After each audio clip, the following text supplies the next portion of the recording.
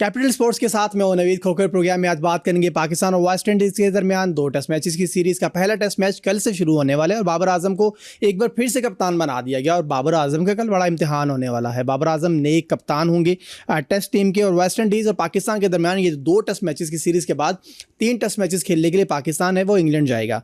इस पर बात करेंगे और बात करेंगे। शान मसूद कहते हैं कि पाकिस्तान को फास्ट बॉलर्स को प्रॉपरली तैयार करना चाहिए और फास्ट बॉलर तीसरे या चौथे दिन में जाके कमज़ोर पड़ने लगते हैं। इस पर भी बात करेंगे। और पाकिस्तान क्रिकेट बोर्ड ने फैसला किया है कि कौमी क्रिकेटर्स को खेलने के लिए और अपनी प्रैक्टिस करने के लिए पैडल को ज़रूर खेलना होगा। वो पैडल भी खेलें, फुटबॉल भी खेलें और इससे पहले वो फुटी भी खेलते रहें। अब वो कहा जा रहा है कि स्नूकर भी उन्हें खेलनी चाहिए। पाकिस्तान क्रिकेट टीम को क्या क्रिकेट भी खेलनी चाहिए, इस पर बात करेंगे। हमारे साथ मौजूद होंगे नजम रफ़ीकी, क्रिकेट एक्सपर्ट है। नजम, खुश आमदीद कहते हैं आपको शो में। Thank you so much Najam join करने के लिए। बात करेंगे सर, सबसे पहले ज़रा पाकिस्तान वर्सेस वेस्ट इंडीज़ और ये 2 टेस्ट मैचेस की series after a long time, काफ़ी बीच में गैप शैप आ गया क्रिकेट के अंदर। फीफा वर्ल्ड कप स्टार्ट हो गया हुआ था, उस पर भी हम बात करते रहे, बट वापस क्रिकेट पे भी हम लोग भी आ गए। वेस्ट इंडीज़ के खिलाफ पाकिस्तान की सीरीज़ और पाकिस्तान का स्क्वाड भी आपके सामने है। कैसे देखते हैं सीरीज़ को? कितनी रफ एंड टफ होने वाली है पाकिस्तान के लिए बट वेस्ट इंडीज़ के लिए? अच्छा, जितना देखिए हम क्रिकेट देखते हैं, समझते हैं, वेस्ट इंडीज का हमेशा टेस्ट जो हमारा टूर रहा है मुश्किल रहा है, हमेशा मुश्किल रहा है। इससे पहले भी हमारे फास्ट बॉलर्स कहीं ना कहीं कम बैक कर जाते थे at the end, but recently जितनी हमारी सीरीज निकाले फास्ट बॉलर्स ने हमें बड़ा मायूस किया है। तो इस दफा हम एक नए पेस अटैक के साथ जा रहे हैं, जिसके अंदर आपको पता है कि जो सबसे ज्यादा टेस्ट मैचेस जिसने खेले हैं मोहम्मद अब्बास ने खेले हैं, जिनके 29 टेस्ट मैचेस हैं। बाकी जितने प्लेयर्स हैं उनके अभी 10 टेस्ट मैचेस भी नहीं है और एक तो बादशाह है जो बिल्कुल डेब्यू करेंगे। तो इस वजह से एक हमने नया ब्लड तो रखा है कि हम टेस्ट सीरीज को फास्ट बॉलर्स में से लेके इस तरह अच्छे से जाएं। बट रही बात हमारी कि हम सबको पता है टेस्ट क्रिकेट हमेशा बॉलर्स ही जितवाते हैं। हमने प्रैक्टिस मैच देखा, उसके अंदर हमने ठीक ठाक रन्स किए। इमामुल हक के अलावा आई थिंक सारे प्लेयर्स रन्स कर चुके हैं। तो ओवरऑल अगर हम देखें तो ठीक है, और बाबर आजम भी कैप्टन दोबारा से बने। तो अगर हमने, क्योंकि ये टेस्ट चैंपियनशिप आपको पता है कि इसके अंदर हम तो ऑलमोस्ट बाहर हैं, तो अगले अगर हम साइकिल की तैयारी के लिए भी अगर करें तो ये एक अच्छी अपॉर्चुनिटी है पाकिस्तान टीम के लिए। अच्छा नजम, आप भी बात फास्ट बॉलिंग की कर रहे हैं और आजकल ना ज़रा फास्ट बॉलर्स के ऊपर बात करने के दिन है। आजकल हर बंदा इसी के ऊपर बात कर रहा है। मैं ज़रा आपसे जानना चाहूँगा सर, ये पाकिस्तान ने पिछले कुछ 4-5 सालों में अगर देखें तो हमें नसीम शाह दिखे, हमें शाहीन शाह अफरीदी नज़र आए, हमें हारिस रऊफ़ नज़र आए। ये 3 वो बॉलर है पाकिस्तान के फास्ट बॉलर जो हमें हर फॉर्मेट खेलते हुए नज़र आते थे इससे पहले। सर इतना लंबा टाइम था, बहुत लंबा टाइम हमने इनको क्रिकेट दी है और तीनों फॉर्मेट दिए हैं। इस दौरान कभी इन 4-5 सालों में हम एक नया फास्ट बॉलर प्रोड्यूस नहीं कर सके। इतनी बड़ी एकेडमीज़ हैं पाकिस्तान में काम करती हैं, तमाम फ्रेंचाइज क्रिकेट की अपने अपने एकेडमीज़ लगी हुई हैं, तमाम रीजन्स हैं वो क्रिकेट को सपोर्ट करते हैं, प्रमोट करते हैं, तमाम डिपार्टमेंट्स हैं वो उनकी टीम्स की क्रिकेट की मौजूद हैं। हर गली मोहल्ले के अंदर क्रिकेट हो रही होती है। पूरे इन 25 करोड़ लोगों में हमें इन 3 के अलावा कोई नया फास्ट बॉलर नहीं मिला है। सर जहां तक अगर हम लोग सिस्टम समझ रहे हैं ना, तो मेरे नजदीक 2 बड़े मसले। एक तो ये कि हम प्रॉपर सिस्टम के थ्रू किसी भी फास्ट बॉलर को टेस्ट क्रिकेट के अंदर नहीं आने देते। हमारे पास अच्छे बॉलर्स आए, अब जैसे मोहम्मद अली है फॉर एग्जांपल, फास्ट बॉलर है, ये प्रॉपर एक टेस्ट क्रिकेट काफी लंबा अरसा खेल के आए, जिन्होंने 5-5 दिन बॉलिंग की है। अब होता क्या था, रिसेंटली हमने पीएसएल की बेस के ऊपर अपने फास्ट बॉलर सिलेक्ट करना स्टार्ट किए हुए थे टेस्ट क्रिकेट के अंदर, और उसमें पहले 2-3 ओवर्स के वो बॉलर थे, बॉलिंग कर रहे थे। उसके बाद क्या होता था, उनकी पेस खत्म हो जाती थी, ना हमसे टेल एंडर्स आउट होते थे, ना हमसे नए बॉल से बॉल होती है, ना हमसे रिवर्स स्विंग होती थी। अब जब तक हमारे ये जो मेन बॉलर्स पिछले 3-4-5 साल से सर्व करते आए हैं पाकिस्तान क्रिकेट टीम को टेस्ट क्रिकेट के अंदर, तो इन्होंने डोमेस्टिक खेली नहीं। अब ये डायरेक्ट खेलने चले जाते थे टेस्ट क्रिकेट, और उसमें मोस्टली हमने खेली है टी20 क्रिकेट। अब टी20 क्रिकेट आपको भी पता है कि 4 ओवर्स की गेम है टोटल, और उसमें हम 2 ओवर शुरू में अच्छे कर लेते थे, डेप्थ पे हमसे बॉलिंग वहां भी नहीं होती थी। तो इस सिस्टम ने, जहां पर हम पीएसएल की बेस पे टेस्ट बॉलर सिलेक्ट करते रहे, और फिर जो एक डोमेस्टिक में प्रॉपर ड्रिल, अब रिसेंटली देखें शाहनवाज दहानी है जो हर डोमेस्टिक क्रिकेट खेल रहा है वो हो सकता है हम डिसएग्री करें, उसके थोड़े एटीट्यूड प्रॉब्लम उसका है थोड़ा सा, वो अब आप कह लें कि अपनी गेम से हट के बाकी एक्टिविटीज के अंदर चले जाते हैं, बट प्रॉपर जो आपने एक पैटर्न रखा हुआ है डोमेस्टिक, तो वो खेलते रहे, उनको सिलेक्ट होना चाहिए था इसके अंदर। अब वहां पर हमने वैद शाह को चले लिया है, एक अच्छी पेस है उनकी, लेकिन अब देखना होगा क्या उनकी फिटनेस है इतनी कि जो आप 5 दिन की क्रिकेट उनसे खिलवाना चाह रहे हैं वो वहां पर खेल पाएंगे, कर पाएंगे। बाकी अगर देखें मोहम्मद अब्बास को होना चाहिए था, वो है, मोहम्मद अली भी ठीक है। अब उसके बाद एक हमें और पेसर चाहिए था, Aamir Jamal, for the no reason I think वो भी बाहर हो गए थे, वो भी अच्छे वापस आ गए। एक फास्ट बॉलर मुझे लगता है कि अगर हमारा जो 140 प्लस लगातार करता रहे वो इसके अंदर होता, हमने से जिनसे छुटकारा हासिल करना था मेरे नजदीक, तो आई थिंक वो बहुत अच्छा कर दिया हमने, अब वो हो गया। अब एक बॉलर मुझे लगता है चेंज होना चाहिए था, फास्ट बॉलर। बाकी ये पेस अटैक तो मुझे मुझे काफी अच्छा लग रहा है। अच्छा नजम, में ये भी थोड़ा बता दें, लास्ट इवेंट पाकिस्तान ने बांग्लादेश में जाके खेला था और 2 मैचेस आपने खेले थे, दोनों आपने हारे थे, वाइट वॉश आपको हुआ था उस सीरीज़ के अंदर। हमने आज तक कभी बांग्लादेश को शायद कंसीडर ही नहीं किया था एज अ तमाशाई। हम इस को बात करें ना अगर, तो हमने शायद उस तरह से कंसीडर नहीं कभी किया था यार हम बांग्लादेश जाएंगे और वो हमें ना पीट के रख देंगे। हमारे जो प्रीमियम फास्ट बॉलर हैं वो 130-135 की स्पीड से बॉल कर रहे थे, एवरेजली वो 135 से बॉल कर रहे थे, और उनके लड़के 145-150 के अराउंड टच कर रहे थे। नजम, ये चले 10 ओवर करना, 20 ओवर, 30-40 ओवर करना तो अलग बात है, पहले दिन, दूसरे दिन, तीसरे दिन, चौथे दिन बॉलिंग करना अलग बात है, बट ये स्पीड भी जो है ये भी हमारी ख़त्म हो गई है, ये भी हमारे लड़कों के पास पेस कोई नहीं रही है। इस पे क्या कहना चाहेंगे? क्या नया यंग टैलेंट भी इस तरह का नहीं है अब्बास के अलावा, अली के अलावा, यार जो 30+ हो जाते हैं, कोई ऐसा 17-18 साल का बच्चे निकले हों फर्स्ट क्लास से, डोमेस्टिक से, या निकाले जाएं कि जो 19-20 में टीम को ज्वाइन करें और फिर अगले 10 साल टेस्ट क्रिकेट को सर्व करें? सर देखें, एक दौर था जब हम ना फास्ट बॉलिंग देखा करते थे और जिनको आइडलाइज करके हमारे फास्ट बॉलर्स बड़े होते थे। वसीम अकरम देखते थे हम, वकार यूनस देखते थे, फिर शुएब अख्तर देखते थे, मोहम्मद समी देखते थे। इन बॉलर्स को देख के हमारे बॉलर्स, जो नई यंग जनरेशन आती थी, नई लॉट आती थी, वो उनको देखती थी, जिसमें फिर आपको पता है मोहम्मद आसिफ आए, मोहम्मद आमिर आए, हमारे पास अच्छे बॉलर्स है। इवन शाहीन शाह अफरीदी जब स्टार्ट में आए तो वो 140+ किया करते थे बॉलिंग। फिर क्या हुआ, हम लोग, एक तो हमारी क्रिकेट के अंदर ना बहुत ज्यादा, आपको भी पता है, हम सबको पता है कि साइड से ना बहुत ज्यादा लोगों की इन्वॉल्वमेंट रहती है। और दूसरा, जब एक चीज मैं जो नोट करता हूं कि कोई भी प्लेयर, इवन नसीम शाह एक टाइम पे बहुत अच्छा करने लगे थे, शाहीन शाह अफरीदी थे, हारिस रऊफ थे। अब होता क्या था कि यूं ही जब कमर्शलाइज हो जाती थी चीजें, उनको अच्छे एड्स मिलना शुरू हो गए, वो दूसरी तरफ जाना स्टार्ट हो गए, तो वो एक एक जो प्रैक्टिस जिसे कहते हैं, क्रिकेट जो प्रैक्टिस मांगती है, चाहे टेस्ट क्रिकेट खेलें, वनडे खेलें, T20 खेलें, तो हम उससे दूर हो जाते थे। अब वहां पर मसला क्या आता था कि हमें पता है कि हम T20 क्रिकेट खेल रहे हैं, हम 2-3 अच्छी विकेटें ले रहे हैं, 2-3 अच्छे छक्के मारे, नो लुक शॉट मारे, ये चीजें कर रहे हैं, तो हम ऑटोमेटिकली सिलेक्ट हो रहे हैं पाकिस्तान टीम के लिए, क्योंकि दुनिया हमें, या पाकिस्तान हमें देखना चाहता है, पाकिस्तान के लोग हमें देखना चाहते हैं। फिर जब रिसेंटली आपने भी शाहीन शाह अफरीदी के इंटरव्यूज देखे होंगे, हालांकि हम सबके बहुत फेवरेट बॉलर रहे हैं वो एक टाइम पे, जब उनसे पूछा जाता था कि आपकी पेस गिर रही है, आप बहुत 130 भी मुश्किल से क्लिक करें, तो वो कहते नहीं, मेरी पेस तो ठीक है। क्यों? अब जब आप ये चीज एक्सेप्ट ही नहीं करना चाह रहे कि आपकी पेस खराब हो रही है, आपकी फिटनेस वो नहीं रही, आपकी गेम वैसी नहीं रही, तो ऑब्वियसली आहिस्ता आहिस्ता ग्राफ नीचे ही जाना था, और उसका नतीजा हमारे सामने रिसेंट एक क्रिकेट लीग के अंदर हमारे Shaheen Shah Afridi premium fast bowler जब वहां पर गए हैं, तो उन्होंने नीचे जो पहले हेडलाइन चलती थी जहां पर लिखा हुआ आता था कि आपके पाकिस्तान के right left arm fast bowler, अब मीडियम बॉलर लिखा हुआ आना शुरू हो गया। तो जाहिर है ये चीजें आपको नजर आएंगी फिर। सही है। अच्छा सर, ये हमने देखा कि शुएब अख्तर ने भी 1-2 पॉडकास्ट के अंदर और मल्टीपल जगहों पर उन्होंने बात की कि पाकिस्तान क्रिकेट में फास्ट बॉलर्स को इंट्रोड्यूस कराने के लिए, प्रोड्यूस करने के लिए वो अवेलेबल हैं। वसीम अकरम भी हमें PSL की कुछ तकरीबात के अंदर नज़र आते हैं, यानी कि उनका भी पैचअप है PCB के साथ, वो जुड़े हुए हैं, उनका वो लाइजान में है, सारा कुछ मौजूद है। सर, हम इनसे कभी क्यों नहीं कुछ सीखते? हम क्यों नहीं चाहते, या हम क्यों नहीं बात करते शुएब अख्तर के साथ कि वो आएँ और पाकिस्तान क्रिकेट के अंदर आके और फास्ट बॉलर्स के लिए काम करें? मे बी पूरी दुनिया चाहती होगी उनसे बात करना, उनसे क्रिकेट सीखना, उनसे फास्ट बॉलिंग सीखना, but as a Pakistan cricket board ये क्यों नहीं बात सोची जाती है कि आप वो लेजेंड्स के जिनको जो कंट्रोवर्शियल नहीं है इस तरह के जिन जो ऑलरेडी पीसीबी के अंदर मौजूद रहे और किसी न किसी वजह से निकाले गए हटाए गए, उस तरह के लोगों को आजमाया जाए अपने फास्ट बॉलिंग इंडस्ट्री के लिए और नर्सरी के लिए?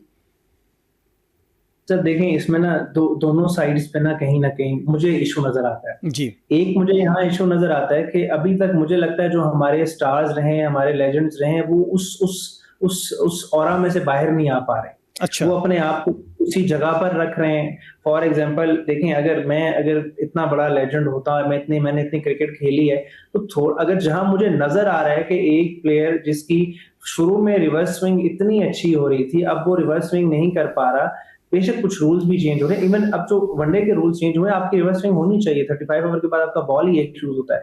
अगर वो नहीं हो रही तो आप भी एक स्टेप यूज आगे जा सकते हैं। आप अपने पर्सनल कैपेसिटी के ऊपर जाके उसको चीजें बता सकते थे। पहली बात तो ये, इवन देखें, ये तो वो बात हुई ना कि हमने शोएब अख्तर के पास जाना है या वसीम अकरम ने किसी के पास आना है। अब शादाब खान के घर में बेस्ट स्पिनर रहते हैं। अब रिसेंटली मैं उनका एक इंटरव्यू सुन रहा हूँ, उसके अंदर वो कहते हैं कि भाई हमें तो बहुत कम टाइम मिलता है कभी क्रिकेट के ऊपर बात करने पे या ऐसी कोई चीज करने पे। सो इसका ये मतलब है कि कहीं ना कहीं इस मसरूफ जिंदगी के अंदर हमारी प्रायोरिटीज कह लें या आप मसरूफियात कह लें, वो कहीं और है, जिसकी वजह से हम तो खुद भी नहीं जाना चाहते इन सीनियर से सीखने के लिए। पहली बात। अब दूसरी बात कि क्या क्रिकेट बोर्ड जो है वो इस तरीके से सपोर्ट करता है हमारे लेजेंड्स को कि वो आए और आके हमारे प्लेयर्स को सिखाएं। फॉर एग्जांपल, अब रिसेंटली मैं एक इंटरव्यू सुन रहा था, हमारे लेफ्ट हैंडेड बैट्समैन थे तौफीक उमर साहब, उनका इंटरव्यू सुन रहा था।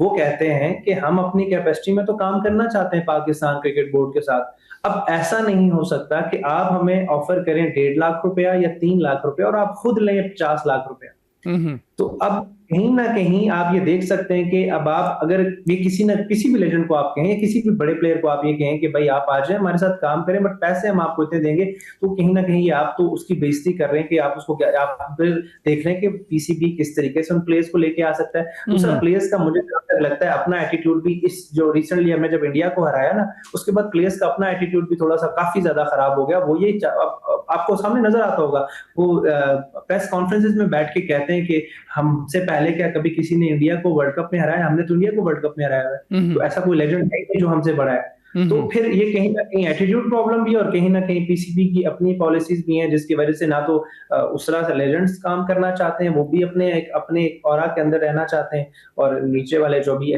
खेल रहे हैं वो तो फिर ऑलरेडी स्टार्स बन चुके हैं हमारे। ओके अच्छा, ये थोड़ी हम बात कर लेते हैं उबैद शाह के हवाले से। उबैद शाह को इंडक्ट किया गया है इस स्क्वाड के अंदर। आप समझते हैं कि उबैद को as a test first bowler ये तैयार करने की कोशिश की जा रही है? इन फ्यूचर भी उबैद को, जैसे आगे वेस्ट इंग्लैंड के खिलाफ सीरीज़ है, उसके बाद ही पाकिस्तान के पास जो मैचेस हैं टेस्ट क्रिकेट के अंदर, तो उबैद शाह को एक स्पेसिफिकली फास्ट बॉलर तैयार किया जाए टेस्ट क्रिकेट के लिए?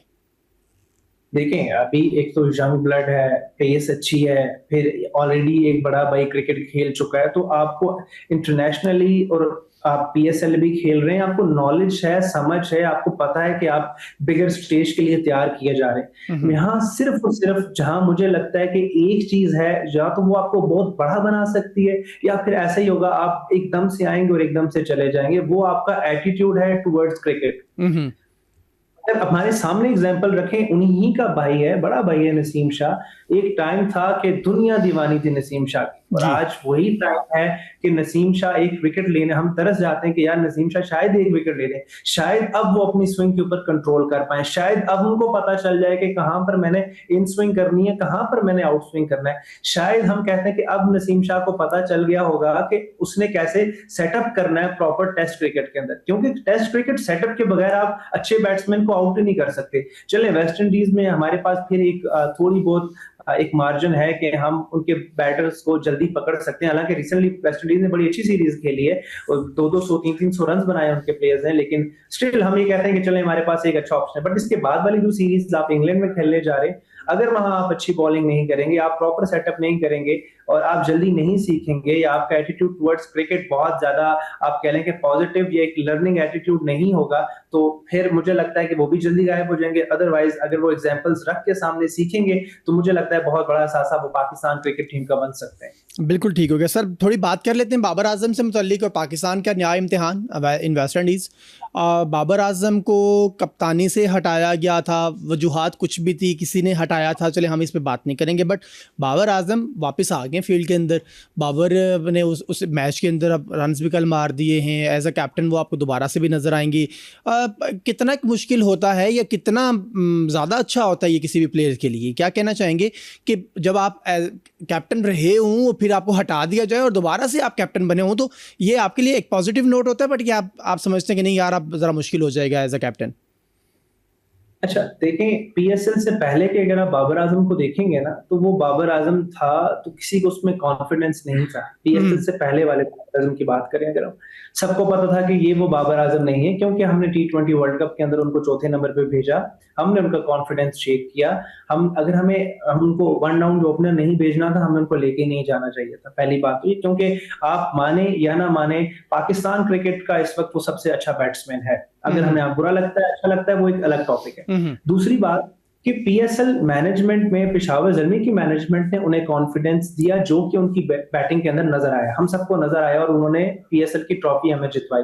और फिर उसी के बिल्कुल बाद जब आप उनको कैप्टेंसी देते हैं, ऑलरेडी एक एज अ कैप्टन आप एक टूर्नामेंट, पाकिस्तान का सबसे बड़ा टूर्नामेंट जीत चुके हैं, और देन आप एज अ कैप्टन आते हैं। फिर आप जब आते साथ जो 2-3 बातें उन्होंने की वो बड़ी पॉजिटिव थी। उनमें से पहली बात तो ये थी कि मैं ऑलरेडी पाकिस्तान टीम को कैप्टन कर चुका हूं, तो उसमें कैप्टन के अंदर मैंने काफी चीजें, जब मैं कैप्टन नहीं था तो मैंने सीखी हैं। तो देखें, बैटर तो वो बहुत अच्छे हैं, इसमें कोई डाउट नहीं, और रिसेंटली कुछ एज अ कैप्टन भी उनकी अचीवमेंट्स हैं। और फिर जब आप दोबारा as a captain Pakistan cricket team के लिए आते हैं, देखें, हम सबको पाकिस्तान क्रिकेट टीम के लिए पॉजिटिव सोचना चाहिए, सोच रहे हैं। हम सब चाहते हैं कि हम वापस उसी तरह पीक पे आए जैसे हम पहले हुआ करते थे। हम नंबर 1 भी रहे हैं, हम सब चीजों पे आए हैं, बट अब हम बहुत नीचे हैं। तो Babar Azam as a player first choice captain, अगर बाबर आजम नहीं तो कौन होने चाहिए थे, ये एक सवाल हो सकता है। देखिए, एक ऑप्शन हमारे उसको नजर आता है, सलमान अली आगा हो सकते थे, वो नहीं बनाया, आपने बाबर आजम बनाया। आप उनको फुल कॉन्फिडेंस दें, और मुझे लगता है कि, और आप उनको प्लेयर्स भी वो दें जो उनको चाहिए, या आपको लगता है कि ये सिस्टम्स के प्रॉपर सिस्टम से होके आए हैं, इनको हमें रखना चाहिए टेस्ट क्रिकेट के लिए, इनको हमें वनडे के, टी20 के अंदर। तो मुझे लगता है कि एक अच्छे नोट पे बाबर आजम ने अपना प्रैक्टिस मैच भी खेला है, और ये सीरीज भी अगर वो जितवा देते हैं तो बहुत ज्यादा कॉन्फिडेंस होगा पाकिस्तान क्रिकेट टीम को। मुझे लगता है बहुत ज्यादा फायदा होने वाला है इसमें। ओके, नजम, बाबर आजम की 11 क्या होनी चाहिए? देखें, आपके इस टाइम 2 फास्ट बॉलर जाएंगे प्रॉपर, इसमें एक मोहम्मद अब्बास तो ही है। मुझे लगता है कि वहां तक साथ पहला टेस्ट मैच मोहम्मद अली खेल रहे होंगे, उनके साथ एक ऑलराउंडर हमारे जाएंगे आमिर जमाल, फिर हमारे 2 स्पिनर हैं साजिद और अली, वो खेलेंगे। और उसके बाद फिर आपकी जो बैटिंग रहे, ओपनर, मुझे देखें ओपनर इस वक्त जो हमारे एक तो अब्दुल्ला फजल और दूसरा अजान है, दोनों स्कोर कर चुके हैं, इमामुल हक का स्कोर नहीं आया। बट रिसेंटली अगर आप देखेंगे तो मुझे लगता है कि एक सीनियर के साथ जाएगी टीम। पर्सनली अगर मुझसे पूछे तो मैं कहूंगा दोनों यंगस्टर्स को भेज दें, बट मुझे लगता है कि एक सीनियर के साथ जाएगी इमामुल हक के साथ, जो हमारे जिन्होंने सेंचुरी की दूसरे ओपनर है वो जाएंगे। देन हमारा शान मसूद आएंगे, फिर हमारे आ जाएंगे बाबर आजम, और उसके बाद फिर आपको पता है कि सलमान अली आ गए हैं, और फिर ये हमारी एक अच्छा, प्लेइंग 11 एक नजम, एक 11 मैंने तैयार की है। मैं चाहूँगा ज़रा मैं आपके सामने रखूँ और आप अगर बताएं कि इसमें अगर कोई तब्दीली होने वाली हो। मैं समझता हूँ जो इस वक्त बाबर आजम की थिंकिंग है, या जिस तरह से उन्होंने अभी रिसेंटली मैच खेला, तो उसके बाद बाबर आजम क्या सोचते हैं, तो मेरा ख्याल है अगर आप इमामुल हक के साथ अजान अवैस जाएँ एज अ टॉप ऑर्डर, तो उनके साथ में उनके बाद शान मसूद, और नंबर 4 के ऊपर बाबर आजम, नंबर 5 के ऊपर अब्दुल्ला फजल, जिस तरह इन्होंने खेला भी है। और मुझे लगता है कि शायद बाबर आजम ये सोचेंगे कि अब्दुल्ला फजल को या इस नंबर के ऊपर, फिर 6 पे आगा सलमान, 7 पे मोहम्मद रिजवान, 8 पे आमिर जमाल को अगर लाया जाए तो कैसा है? 8 पे आप आमिर जमाल को ला रहे हैं, आप एक स्पिनर के साथ जा रहे हैं। आगा सलमान अली, आगा साजिद। साजिद ठीक है। ठीक है, बट मुझे लगता है कि 2 स्पिनर्स के साथ जाना चाहिए, और अब्दुल्ला फजल का अगर नंबर टॉप ऑर्डर का रहा है तो मुझे लगता है कि हमको इतने नीचे नहीं आना चाहिए अपनी पहली ही सीरीज के अंदर या दूसरी सीरीज के अंदर, क्योंकि अगर बांग्लादेश के अंदर भी देखें तो उन्होंने जहां रन किया तो टॉप ऑर्डर में किया, और वो है भी टॉप ऑर्डर के प्लेयर। तो हम्म। पर्सनली मेरा मानना यही है कि उनको अपने नंबर पे ही खिलाना चाहिए, क्योंकि टेस्ट क्रिकेट में आपको पता है कि वनडे और टी20 के अंदर आप किसी का नंबर फिर थोड़ा बहुत हिला सकते हैं, प्लेयर्स थोड़े स्ट्रांग होते हैं इतने कि वो ऊपर नीचे खेल लें, पर टेस्ट क्रिकेट प्रॉपर नंबर्स की गेम है। तो हम्म। मुझे पर्सनली मेरा यही मानना है कि उनको ऊपर ही खेलना चाहिए और हमें 2 स्पिनर्स के साथ जाना चाहिए। 2 स्पिनर्स के साथ जाना चाहिए, सही हो गया। अच्छा सर, ये वेस्ट इंडीज पाकिस्तान के लिए मुश्किल भी होता है, और कभी कभार आप अभी ये 2 मैचेस की सीरीज़ है, और Babar Azam as a captain काफ़ी टाइम के बाद टीम को ज्वाइन करेंगे, मे बी प्रेशर वेशर भी होगा कुछ। आप इसके रिजल्ट्स किस तरह से देखेंगे, क्योंकि बड़ा मुश्किल सा एक सवाल है, बट ओवरऑल हमारी पिछली सारे मैचेस भी और स्क्वाड भी देख के, वहाँ के हालात भी देख के क्या कहेंगे? अच्छा देखिए, अब एज अ पाकिस्तानी हम तो यही ख्वाहिश करेंगे हम वाइट वॉश करके आए, बट अभी आप करंट सिचुएशन देख के इवन वेस्ट इंडीज की टीम बड़ी अच्छी टीम है, उनकी बॉलिंग बॉलिंग बहुत अच्छी है। उनका जो फास्ट बॉलर रिसेंटली जिन्होंने ऑस्ट्रेलिया के अंदर भी बड़ा अच्छा परफॉर्म किया है, काफी अच्छी बॉलिंग वो खेल रहे हैं। तो मुझे लगता है कि 1-1 से हम ड्रॉ करके वापस आएंगे। हाँ, वैसे मैं कल एक टीवी शो पे बैठा हुआ था, तो मैंने भी आप वाली प्रिडिक्ट किया था कि शायद हम इस सीरीज़ को बराबर करने में कामयाब हो जाए, मैं जितना थोड़ा सा मुश्किल में भी थोड़ा सा हो सके। अच्छा सर, आगे आगे ज़रा बढ़ेंगे और बात करेंगे। वेस्ट इंडीज़ के बाद आपका इम्तिहान है इंग्लैंड के ख़िलाफ़, और पाकिस्तान क्रिकेट को आमतौर पर हमने देखा है 5 मैचेस नहीं मिलते हैं। जो टेस्ट मैचेस में या टेस्ट सीरीज आप 5 मैचेस की नहीं खेलते हैं, 2 मैचेस आप वेस्ट इंडीज़ के खिलाफ भी 2 मैचेस खेल रहे हैं, फिर आप इंग्लैंड के खिलाफ भी 3 मैचेस खेलेंगे। इसकी क्या वजूहात हैं, और आप समझते हैं कि टेस्ट मैचेस आमतौर पर पाकिस्तान को बहुत कम, FTPs के अंदर हमें बहुत कम नज़र आते हैं? अच्छा देखिए, हम जब भी अपना हमने पिछले 2 साइकिल्स देखे ना, तो हमें बड़े इजी साइकिल्स मिले, और जब ये साइकिल्स अनाउंस हुए तो हम सबको लग रहा था कि पाकिस्तान के चांसेस हैं, बट फिर जैसे हमने परफॉर्म किया तो वो चांसेस तो हमारे रहे नहीं। यही 2 सीरीज थी जो हमें थोड़ी मुश्किल लगती थी। खैर अब यहाँ आके हमारी बात भी खत्म हो चुकी है, तो हमने अपने लिए कोई ऑप्शन छोड़ा ही नहीं है। तो अभी अगर हमारे पास 5 टेस्ट मैचेस हैं, 5 मैचेस हैं, और 5 मैचेस अच्छा खासा बड़ा टाइम होता है, बट ठीक है 2 डिफरेंट जगहों पर हैं। वेस्ट इंडीज की पिच आपको किसी और तरह खेलती नजर आएगी, इंग्लैंड की पिच किसी और तरह खेलती नजर आएगी, और जितनी मुझे लगता है कि टेस्ट क्रिकेट हम खेलेंगे उतना हमारे प्लेयर्स का थोड़ा सा जब टेस्ट होगा तो उनको अपनी वीकनेसेस भी नजर आना शुरू हो जाती हैं, क्योंकि हम एक पता नहीं कौन सी 11 के एंटरटेन किसमें रहने लग गए थे कि हमें लग रहा था हम ही बहुत अच्छे हैं, पर रैंकिंग्स हमारी बिल्कुल नीचे थी। तो अभी मुझे जहां तक लगता है कि हम ये मैचेस खेलेंगे, नए कैप्टन के साथ जा रहे हैं, नई सोच के साथ जा रहे हैं, तो अल्लाह करे इसके अंदर से हम काफी चीजें हम अगर 2 से 3 टेस्ट मैचेस भी इस पूरे 5 में से जीत जाते हैं, तो मुझे लगता है काफी अच्छा ये अगले 5 मैचेस की जो सीरीज हमारे सामने है, 5 मैचेस हैं, ये काफी अच्छा रहेगा पाकिस्तान क्रिकेट के लिए, क्योंकि इसके बाद हमने नई साइकिल के लिए अपने आप को तैयार करना है, अपनी टीम्स को तैयार करना है। बॉलर्स हम नहीं लेके जा रहे हैं, नए कैप्टन के साथ जा रहे हैं, बैटर्स में भी कुछ बैटिंग लाइन के अंदर भी तब्दीली है, तो एक नई सोच नजर आ रही है, क्योंकि रिसेंटली हमने कॉन्ट्रैक्ट्स वाली बात आपको नजर आएगा, उसके अंदर हमने काफी चेंजेस किए हैं, हमने टेस्ट क्रिकेट को कहीं ना कहीं प्रायोरिटी देने की कोशिश की है। तो ओवरऑल एक पॉजिटिव साइन है अब पाकिस्तान क्रिकेट टीम का। लेट्स सी ये 5 मैचेस हमें कहां पर किस साइड पर लेके जाते हैं, और उसके बाद होप्स हो कि काफी चीजें हमारी क्लियर हो जाएंगी अगली साइकिल के लिए कि हम किनके साथ जाना चाह रहे हैं। बिल्कुल ठीक है। ज़रा स्क्वाड पे वापस आते हैं, आमिर जमाल पे थोड़ी सी बात कर लेते हैं।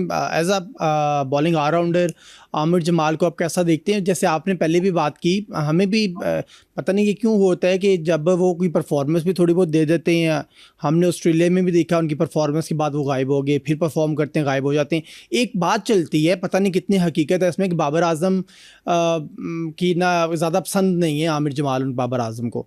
अब बाबर आजम भी मौजूद हैं, एज अ कैप्टन वो खेलेंगे, आमिर जमाल भी हम उसी स्क्वाड के अंदर या उसी 11 के अंदर रख रहे हैं उसको। आप समझते हैं कि आमिर जमाल मौजूद होंगे इस 11 में भी? नंबर 1। नंबर 2, आमिर जमाल अगर इनके ऊपर प्रॉपरली इन्हें मैचेस मिले तो ये बहुत अच्छा परफॉर्म कर सकते हैं आपके लिए बॉलिंग ऑलराउंडर के तौर पे। अच्छा, मैं सबसे पहले इस बात का जवाब देना चाहूँगा, जो हम ये समझ रहे हैं कि आमिर जमाल बाबर आजम को पसंद नहीं, तो रिसेंटली बाबर आजम कैप्टन नहीं थे जब उनको ड्रॉप किया गया। वो जितना अरसा आमिर जमाल नहीं खेले तो बाबर आजम तब कैप्टन नहीं थे। एक तो मुझे ये चीज गलत यहाँ से लगती। दूसरा, आमिर जमाल पेशावर ज़ल्मी में बाबर आजम के साथ खेल चुके हैं। जी। और काफ़ी अच्छे से वो उनके एक बॉन्डिंग एक चीज़ें नज़र आई हैं। और तीसरी बात रही बात आमिर जमाल की, तो आमिर जमाल पर्सनली इस वक़्त जो हमारे पास एक ऑलराउंडर्स का पूल है, उसके अंदर मेरे नज़दीक सबसे बेहतरीन ऑलराउंडर हैं, जो कि प्रॉपर फास्ट बॉलर हैं और बैटिंग भी अच्छी खासी करते हैं, जो जिसकी हम झलक ऑस्ट्रेलिया के अंदर देख चुके हैं। जिस तरीके से वो खेले, जो उन्होंने 80 प्लस स्कोर किए, और जो जितने आपको पता होगा कमेंट्री के अंदर जिस कदर जिक्र हुआ उनका कि ये पहला उनका एक टूर था, और उसके बाद जो एक बड़ी एक आप कह लें कि एक लाइन्स थी जो कमेंटेटर ने उनके लिए कही कि आमिर जमाल को चाहिए ये वाले क्लिप सेव कर ले जब वो बड़ा हो जाए, और उसके बाद वो फिर अपनी जनरेशन को, आने वाली नस्ल को ये लाजमी बताए कि मैं इस वक्त बैटिंग कर रहा था, इस नंबर पे था, और ऑस्ट्रेलियन बॉलर्स बॉलिंग कर रहे थे और सब के सब बाउंड्री लाइन पे थे। तो इसका मतलब है कि बैटिंग के अंदर भी उनका काफी पोटेंशियल है, तो मुझे लगता है उनको हमें अच्छे से यूटिलाइज करें। प्लेइंग 11 में वो बिल्कुल होने चाहिए। एक बहुत अच्छा एसेट है वो पाकिस्तान क्रिकेट टीम का। बिल्कुल ठीक है सर, आगे थोड़ी सी बात करते हैं आपके विकेट कीपर बैट्समैन के तौर पे आप किसको देख रहे हैं विकेट कीपर के तौर पे? अच्छा देखिए, रीसेंट परफॉर्मेंस पे अगर आप बात कर लें तो आई थिंक मोहम्मद रिजवान आपकी फर्स्ट चॉइस होनी चाहिए एज अ विकेट कीपर। अगर आपने 5 मैचेस हैं अपना दूसरा विकेट कीपर टेस्ट करना है, तो आप 1 से 2 मैचेस उनको लाजमी दे दें। फिर अगर आप फ्यूचर 2027 की जो बात साइकिल स्टार्ट हो रही है, उसके अंदर आप 2027 के अंदर जो आप नई साइकिल स्टार्ट होनी है, आप उसके अंदर अपने चाहते हैं कि 1-2 साल के बाद हम इसको हमारे पास बैकअप पूरा तैयार हो, तो फिर आप 5 में से एक आध मैच दूसरे विकेट कीपर को लाजमी दें। मोहम्मद, अच्छा ये वैसे यहाँ पर भी समझते हैं कि बाबर आजम है जो रिजवान के साथ जो ताल्लुकदारी भी है उसको बरकरार रखते हुए रिजवान को ये वजह भी होगी, पर गाजी गोरी को भी आप अगर साथ साथ में नए विकेट कीपर को तैयार नहीं करेंगे तो फिर वही प्रॉब्लम आएगा कि विकेट कीपर किसी को रिटायर करना है तो आपके पास ऑप्शन ही नहीं होगा आगे किसी के पास किसी का। बिल्कुल ऐसा ही है। ये मसाला हमने रिसेंटली देखा है। अगर आपको याद हो 2010-11 का वर्ल्ड कप, हमारे पास कामरान अकमल का उस तरह बैकअप नहीं था। हमने उमर अकमल से विकेट कीपिंग करवाई, सारी चीजें करवाई। फिर टेस्ट क्रिकेट में अदनान अकमल आ गए, तो इस तरह की चीजें। फिर वनडे के अंदर जुल्करनैन हैदर आ गए। तो ऐसी काफी चीजें रही हैं। तो यही चीज है कि अगर आप लॉन्ग टर्म में सोचना चाहते हैं, अपना प्लेयर तैयार करवाना चाहते हैं, देखिए वनडे में तो अभी आपको नजर आ रहा है कि गाजी गोरी बैटिंग करते हैं, उनको अब प्रॉपर चांस मिलना स्टार्ट हो गया। मुझे लगता है टेस्ट क्रिकेट अभी बहुत जल्दी है। वो 5 मैचेस की सीरीज है, एक आध मैच उनको लाजमी दें, बट उस एक मैच के बाद ऐसा ना हो कि आप उनको बिल्कुल ही गायब कर दें। ऐसा बिल्कुल नहीं करना। फेल होते हैं जो अच्छा परफॉर्म करते हैं उनको साथ रखें। तकरीबन हमारे पास साथ जब वो 5-6 सीरीज चले जाएंगे और 8-10 मैचेस खेल लेंगे, तो उसके बाद वो भी अपनी चीजें, वीकनेसेस, अपने स्ट्रॉन्ग पॉइंट समझ पाएंगे। तो उनको भी पता होगा फ्यूचर क्या है, और हमें भी पता होगा कि पाकिस्तान का फ्यूचर गाजी गोरी को अगर हम लेके आना चाह रहे हैं तो उनके हाथ में किस तरीके से हमने सेट करना और कैसे हम उनसे फायदा ले सकते हैं। Sir what about Sajid Khan? Sajid को लेके आप कैसे प्रिडिक्ट करेंगे इस वेस्ट इंडीज़ की सीरीज़ में? पाकिस्तान में तो बड़े उन्होंने पाकिस्तान के शिमले ऊंचे किए हमने देखे, बट वेस्ट इंडीज़ के अंदर में भी कंडीशन उस तरह की ना मिले, मे भी ने पिच की सूरत हाल कुछ डिफरेंट मिले, बट साजिद खान अपना जलवा दिखा सकते? अच्छा देखिए, Sajid Khan as a bowler मैं बाद में डिस्कस करना चाहूंगा। As a personality, as a aggressive player मैं पहले डिस्कस करना चाहूंगा, क्योंकि पाकिस्तान की क्रिकेट के अंदर से ना एग्रेशन खत्म हो चुका था। बिल्कुल, आप चढ़ के खेलना नहीं चाहते, आप चढ़ के खेल नहीं सकते, आपका वो स्किल सेट ही नहीं है। तो साजिद खान एक वो करेक्टर है जो कि एग्रेसिव है, वो स्पिनर है, बट उनका ओवरऑल जो एक आप कह लें कि ऑरा है, जो पर्सोना है, वो बड़ा एग्रेसिव प्लेयर है। तो as a player, aggressive player, तो वो मुझे फर्स्ट चॉइस लगते हैं, हमेशा से अच्छे लगते हैं। रही बात वेस्ट इंडीज के अंदर, तो हाँ, पहले 2 दिन तो आई डोंट थिंक सो कि साजिद खान को इतना अच्छा चांस मिलना है वेस्ट इंडीज की विकेट्स के ऊपर, बट तीसरे दिन के बाद मुझे लगता है कि हम उनकी फिर थोड़ी सी झलक हमें नजर आना स्टार्ट हो जाएगी। ठीक हो गया सर। बाबर आजम पे थोड़ी सी उनकी बैटिंग पे बात करते हैं। अभी इस मैच के अंदर तो हमें वो दिखी, बट जब बड़ा इम्तिहान होने वाला है बाबर आजम का, कप्तानी का प्रेशर भी होगा यकीनी तौर पे, और फिर इस बात का प्रेशर कि पहले इनको हटाया गया था, अब इन्हें लाया गया, तो इन्होंने जीतना है, और जीत का प्रेशर बड़ा ज़बरदस्त किस्म का, बड़ा सख्त होता है। और बाबर आजम की अपनी परफॉर्मेंस को लेके क्या समझते हैं? बाबर आजम जो हम नो डाउट जैसे आपने बात भी की है कि best player in Pakistan team right now, तो कैसे देखेंगे इस मैच में उनको? देखिए, मुझे लगता है कि बाबर आजम अगर अगर थोड़ा सा भी बाबर आजम समझ जाए ना कि उनका कहाँ पर इशू आ रहा है, जैसे हम सबको पता है कि वो लेफ्ट आर्म स्पिनर के खिलाफ फंसते हैं और शुरू में आके अगर फास्ट बॉलर जब उनको अवे स्विंग कर रहा होता है तो तब भी वो थोड़े से फंस रहे होते हैं। और जब अगर नया दिन स्टार्ट होता है, बाबर आजम 90s में हो, तो वो फिर कवर ड्राइव करते हुए आउट हो जाते हैं। तो ऐसी चीजें हैं जो हमने रिसेंट पास्ट के अंदर बाबर आजम की देखी हैं। हम्म। तो अगर इसके ऊपर काम किया हुआ और उनको ये चीज रियलाइज होगी, क्योंकि टेस्ट क्रिकेट वो क्रिकेट है जहां आपके पास पूरा टाइम होता है अपनी गेम का खेलने का, गेम लेने का। तो आप थोड़ा सा रियलाइज करके इस चीज को, अगर आपने इस पर प्रैक्टिस की है, तो फिर तो आपको ये चीजें दिमाग में इतना ज्यादा टेंशन नहीं रहेगी। रही बात कैप्टेंसी दोबारा मिलने की, जीत की, तो वो एक प्रेशर रहना है। और वो मुझे लगता है कि जितना जल्दी बाबर आजम उसको अब्सॉर्ब कर लेंगे, उतना वो अच्छा हमें नजर आएगा उनकी कैप्टेंसी के अंदर भी, और उतना वो अच्छा नजर आएगा उनकी क्रिकेट के अंदर भी। मुझे इसमें एक ऐसे कह सकता हूँ, फॉर एग्जांपल पहले दिन के अंदर बाबर आजम के 2-3 डिसीजंस बहुत अच्छे हो जाएं और उससे Pakistan cricket team, let's suppose Pakistan पहले बॉलिंग कर रहा है और 2-3 डिसीजंस बाबर आजम ने अच्छे कर लिए, जिसमें फील्डिंग सेटिंग उसकी कर ली, या उसके बाद उनको विकेट्स मिल गई, तो बाबर आजम का कॉन्फिडेंस एकदम से वापस आ जाएगा। क्योंकि बाबर आजम को मैं और आप, मुझे नहीं लगता कि हम उनको क्रिकेट सिखा सकेंगे कि बैटिंग ऐसे करनी है, टेक्निक है, कवर ड्राइव नहीं, वो उनको आती है और बहुत अच्छे से आती है। जहां इशू है वो सिर्फ और सिर्फ मुझे लगता है कि कॉन्फिडेंस के अंदर होता है। अगर कॉन्फिडेंस आप प्लेयर को दे दें तो वो प्लेयर बहुत कुछ कर जाता है। अगर आप कॉन्फिडेंस नहीं देंगे, बड़े से बड़ा प्लेयर भी आपको पता है कि वो उस टाइम कुछ भी नहीं कर पाएगा। तो सिर्फ मुझे लगता है पहले दिन के अंदर भी 2-3 अच्छे डिसीजंस बाबर आजम ने ले लिए, कॉन्फिडेंस उनका वापस आ जाएगा और ये सीरीज उनकी बहुत अच्छी हो सकती है। बिल्कुल ठीक है सर। ये कौमी क्रिकेटर्स के लिए जो तवील दौरानी के कैंप्स होते हैं उसमें लाजमी करार दिया गया है पाकिस्तान क्रिकेट बोर्ड की तरफ से कि वो पैडल खेलेंगे। इससे पहले हमने देखा वो स्टैमिनिंग के लिए फ़ुटबॉल भी खेलते थे, हमने कुछ टाइम में उनको फुटी खेलते हुए भी देखा यहाँ पाकिस्तान के मैदानों में। वो पैडल भी अब खेलेंगे। स्नूकर उनके लिए अलग से बनाया जा रहा है, स्नूकर रूम्स बनाए जा रहे हैं कौमी क्रिकेटर्स के लिए। तो सर इतनी सारी गेम्स तो ये खेल ही रहे हैं, क्रिकेट सर बड़ा मज़ाहिया सा सवाल होगा कि क्रिकेट कब खेलेंगे ये। अच्छा, देखिए, पर्सनली अगर आप किसी अच्छे प्लेयर को देखें ना, जो 360 खेलता है, जो हर तरफ खेलता है, में आप एबी डिविलियर्स की बात कर लें, आप सूर्या कुमार की बात कर लें, ऐसे जो भी प्लेयर्स रहे हैं, एबी डिविलियर्स तो नेशनल गेम्स, काफी गेम्स खेल चुका है साउथ अफ्रीका की तरफ से। जी तो वो जी। एथलीट्स होते हैं ऐसे जो बाकी गेम्स खेल के भी अपनी एक स्ट्रॉन्ग पॉइंट्स बनाते हैं, स्ट्रॉन्ग गेम बनाते हैं क्रिकेट के अंदर। रिसेंटली हमारे मोहम्मद हफीज ने इवन गोल्फ खेल के अपने जो अपना उनका आखिरी फेज रहा है क्रिकेट के अंदर, तो बड़ी अच्छी बैटिंग की है।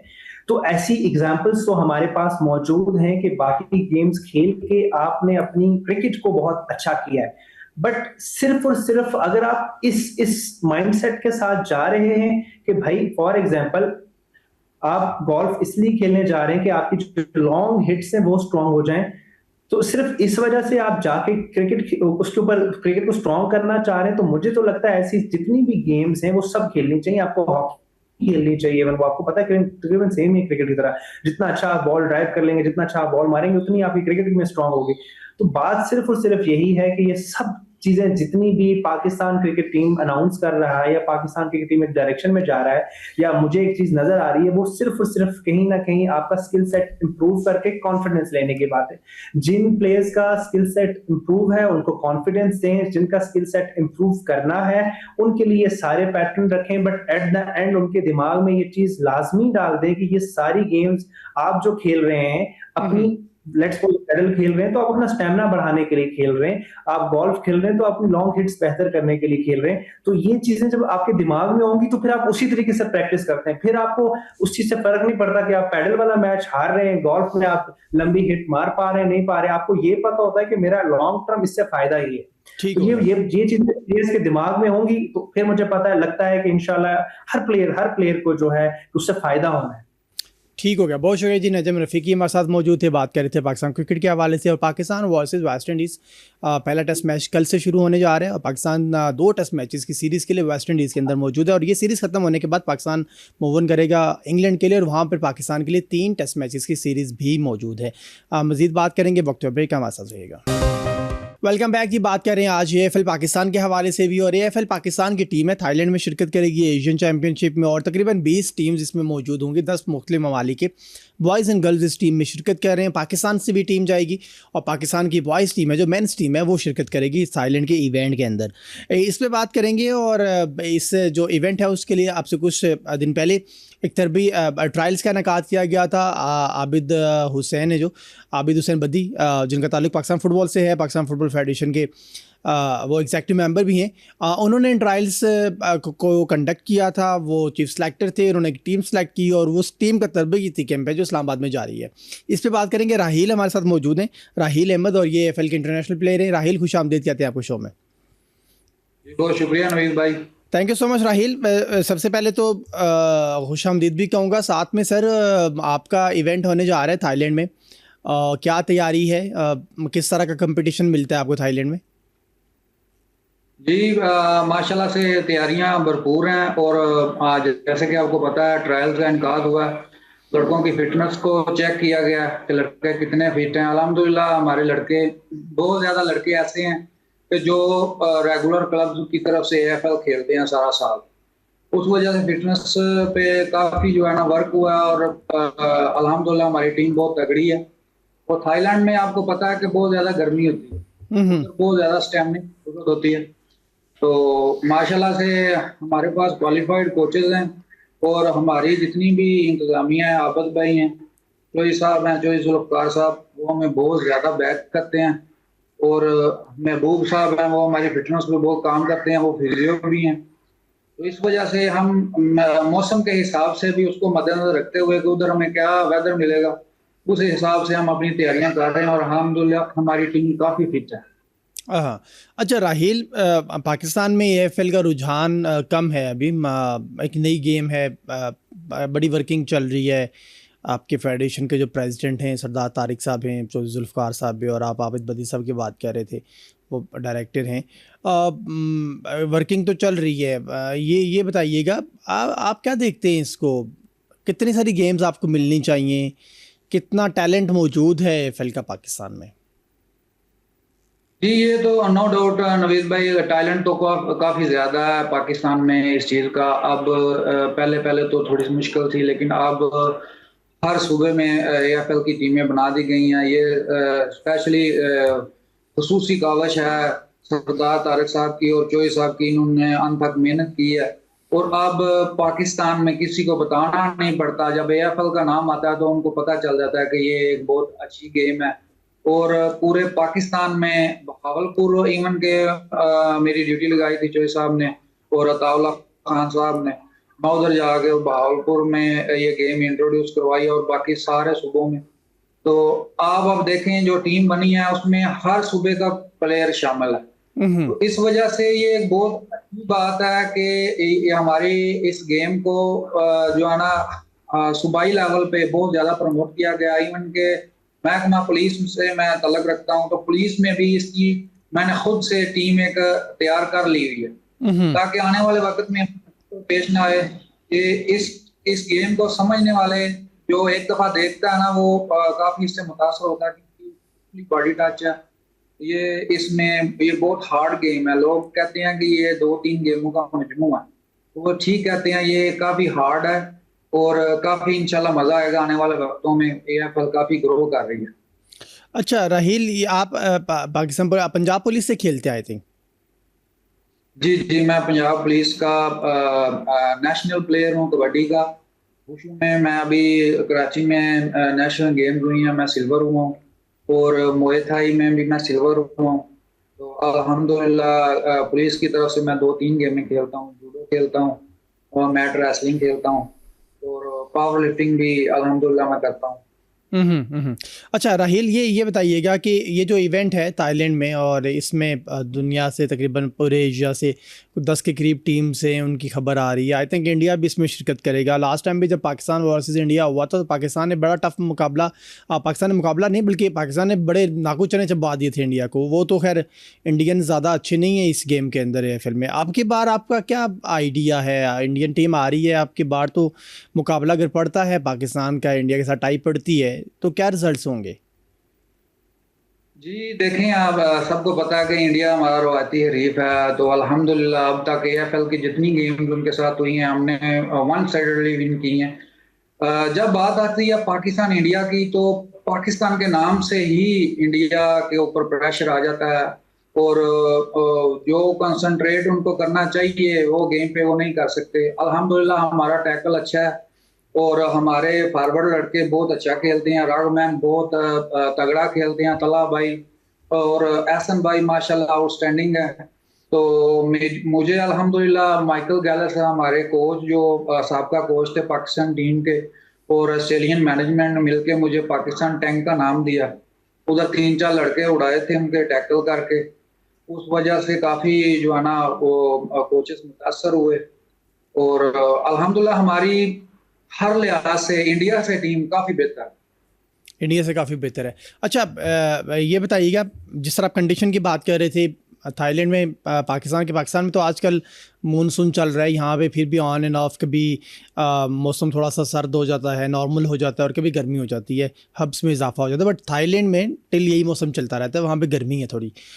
मुश्किलात नहीं होंगी यहाँ से जब वहाँ पे ट्रैवलिंग करनी और फिर वहाँ पे जाके एक दिन में इतने सारे मैचेस खेलने?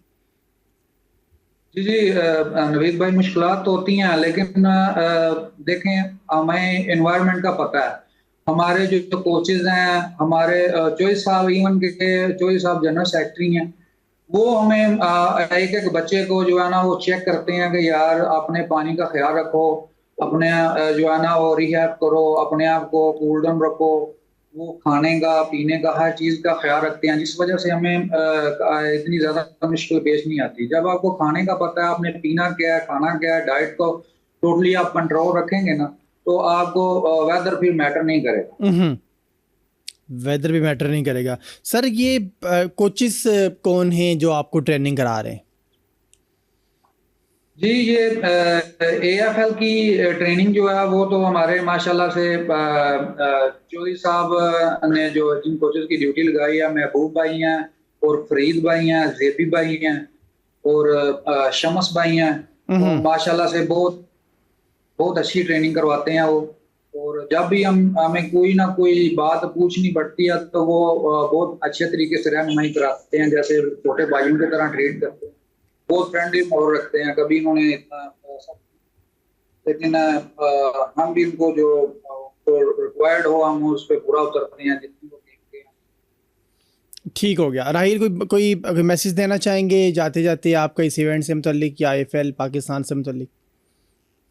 जी सर, मैसेज पूरी कौम के लिए है, खास तौर पे गवर्नमेंट के लिए ये मैसेज छोड़ के जा रहा हूँ कि सर काइंडली रिक्वेस्ट ये है कि टैलेंट बहुत ज़्यादा है। टैलेंट को प्रमोट करने के लिए फाइनेंशियली तौर पे हमें उसकी आपकी मदद की ज़रूरत है, आपकी तवज्जो की ज़रूरत है। अभी थाईलैंड जाने के लिए हमारी फेडरेशन ने हमारे लिए बहुत कुछ किया, लेकिन सिर्फ और सिर्फ ये टिकट जो है ना वो प्लेयर्स के ज़ुम्मे लगाई हैं ताकि कोई ना कोई स्पॉन्सर मिल जाए। तो अभी जो हमारे कप्तान हैं पुलिस के, मेरे कप्तान हैं जनाब सीपीओ सरदार गयास गुल साहब, वो खुद एक स्पोर्ट्समैन है। अल्हम्दुलिल्लाह मैं अब उनके पास जाऊंगा स्पॉन्सरशिप के लिए। और हमारे गांव के फयाज चट्ठा साहब, उनको भी मैंने जो है ना अप्रोच किया, तो हमना सर के बेटे। तो उसके बाद बिलाल फरूक तारड़ साहब हैं, अतात तारड़ के भाई, वो भी हमारे हल्के के मौजूदा एमएनए हैं। ठीक है। तो 3-4 लड़के हमारे जा रहे हैं, हम स्पॉन्सर ढूंढ रहे हैं, हमसे रिक्वेस्ट करते हैं आपके चैनल के थ्रू कि हमें सपोर्ट किया जाए, ताकि हम इंटरनेशनल लेवल पे पाकिस्तान को के नाम को प्रमोट कर सकें और पाकिस्तान की इज्जत में इजाफा कर सकें।